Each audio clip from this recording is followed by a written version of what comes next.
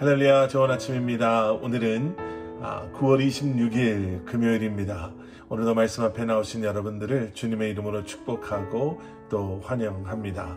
오늘도 말씀을 통해 허락하시는 하나님의 은혜와 평강이 여러분들의 삶 가운데 충만하기를 기도하겠습니다. 오늘 우리에게 주시는 하나님의 말씀은 로마서 10장 1절부터 13절까지의 말씀입니다. 로마서 10장 1절부터 13절까지의 말씀입니다. 오늘 본문에 들어와서요, 사도 바울은 구약 성경의 말씀을 인용합니다. 그리고 그 구약 성경의 말씀을 인용하는 목적은 바로 믿음으로만 의에 우리가 다다를 수 있다라는 것을 또 구약 성경을 통해 이제 말하고자 하는 것이죠. 먼저 율법에 대해서 모세의 말을 인용합니다. 오늘 본문 5절 말씀. 모세는 율법으로 인한 의에 대해 기록하기를 율법을 행한 사람은 그것으로 살 것이다 라고 했습니다. 여러분, 이 5절의 말씀은요, 구약성경 레위기 18장 5절의 말씀을 인용하고 있는 것입니다. 레위기 18장 5절에서 이렇게 말합니다. 그러므로 너희는 내가 세운 규례와 내가 명한 법도를 지켜라. 어떤 사람이든 이것을 지키기만 하면 그것으로 그 사람이 살 수 있다. 나는 주다.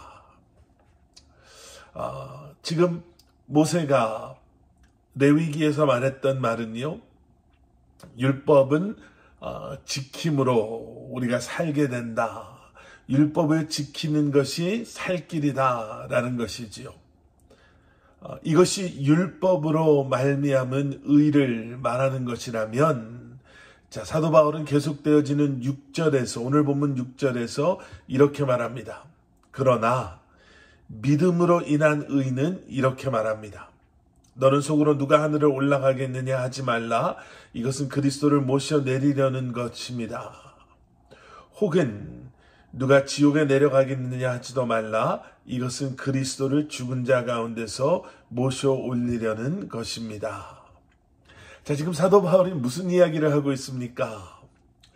이 말씀 6절과 7절 말씀 역시 구약의 말씀을 지금 인용하고 있는데요. 이 말씀을 우리가 이해를 해야지 지금 사도 바울이 로마서 오늘 본문 말씀에서 하고자 하는 말씀을 우리가 이해할 수 있습니다. 로마서 10장 6절과 7절의 말씀은 신명기의 말씀, 신명기 30장 11절부터 그 이하의 말씀을 지금 인용하고 있는 것인데요. 신명기 30장 11절부터 14절까지 말씀을 제가 한번 읽어드리겠습니다. 오늘 내가 당신들에게 내리는 이 명령은 당신들이 실천하기 어려운 것도 아니고 당신들의 능력이 미치지 못하는 것도 아닙니다. 이 명령은 하늘 위에 있는 것이 아니므로 당신들은 누가 하늘에 올라가서 그 명령을 받아다가 우리가 그것을 듣고 지키도록 말하여 주랴 할 것도 아닙니다.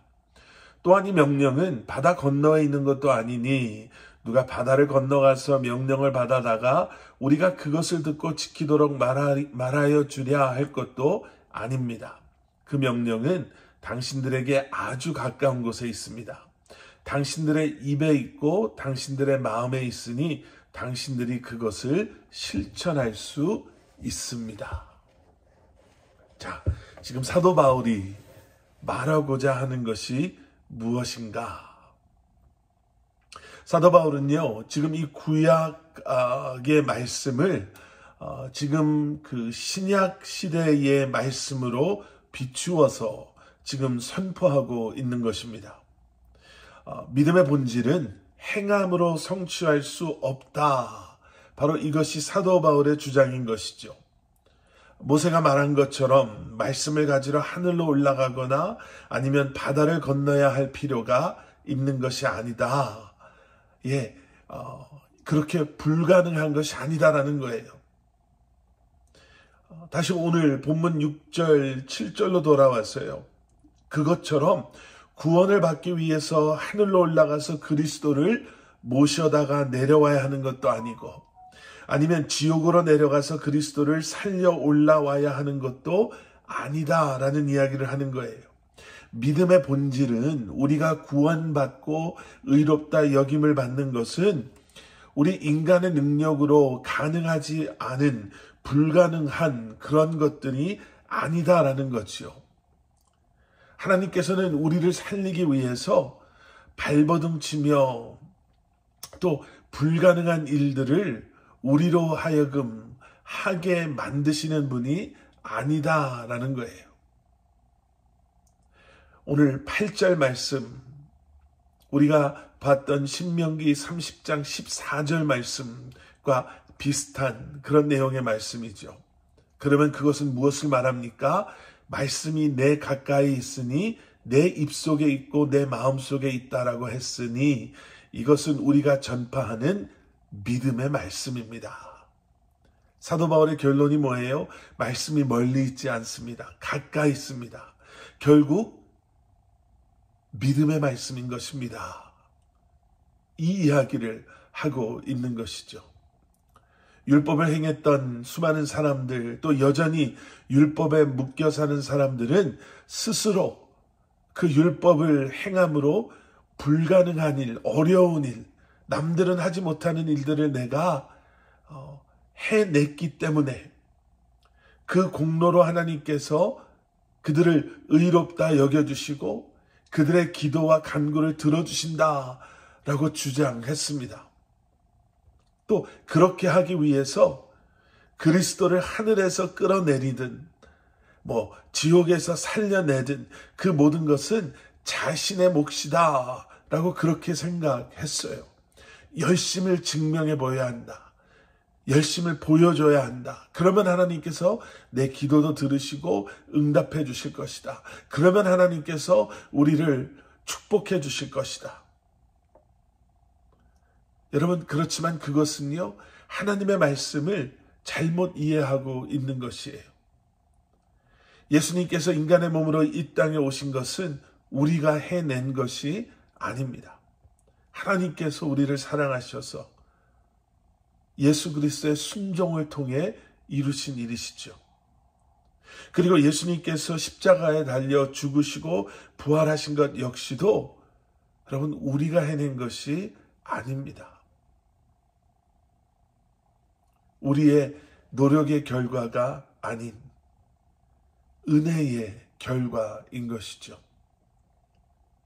그래서 9절과 10절에서는 이렇게 말합니다. 만일 당신의 입으로 예수를 주라고 고백하고 또 하나님께서 그분을 죽은 사람 가운데서 살리신 것을 마음에 믿으면 구원을 받을 것입니다. 사람이 마음으로 믿어 의에 이르고 입으로 고백해 구원에 이릅니다. 여러분, 구원은 그렇게 하나님에 대한 신뢰의 고백, 사랑의 고백을 통해 우리에게 주어지는 은혜의 선물인 줄 믿습니다. 신앙생활 어렵지 않습니다. 우리가 괜히 어렵게 만들고 있지는 않습니까? 그렇다고 해서 우리가 말씀대로 살지 않아도 됩니다 라고 말씀드리는 것은 아닌 것 잘 아시죠? 그저 하나님께서 다 하신 것이니 우리는 그저 땡큐 하고 받아서 누리기만 하면 되지만 우리가 그 사랑을 온전히 안다면, 우리가 예수 그리스도의 십자가의 의미를, 그리고 그 값없이 주신 구원의 그 은혜의 선물의 의미를, 무게를, 그 복음의 본질을 우리가 분명히 알고 있다면 열심의 행위보다 더 강력하고 열정적이고 그리고 진솔한 마음으로 우리는 주님을 사랑하며 말씀에 근거한 그리고 하나님의 뜻에 합당한 삶을 기쁨으로 살아갈 수 있는 줄 믿습니다. 그런 삶을 살아가시는 여러분들 되시기를 주님의 이름으로 간절히 축원합니다. 함께 기도하시겠습니다. 사랑의 아버지 하나님, 이제는 십자가가 우리의 동기부여가 되고 하나님의 사랑이, 하나님의 말씀이 우리의 삶의 중심이 되므로 예수 그리스도의 사랑이 이제는 우리의 비전이 되어 세상 속에서 매일매일 기쁨으로 주님과 함께 우리에게 허락하신 이 귀한 삶을 살아가게 하여 주시옵소서.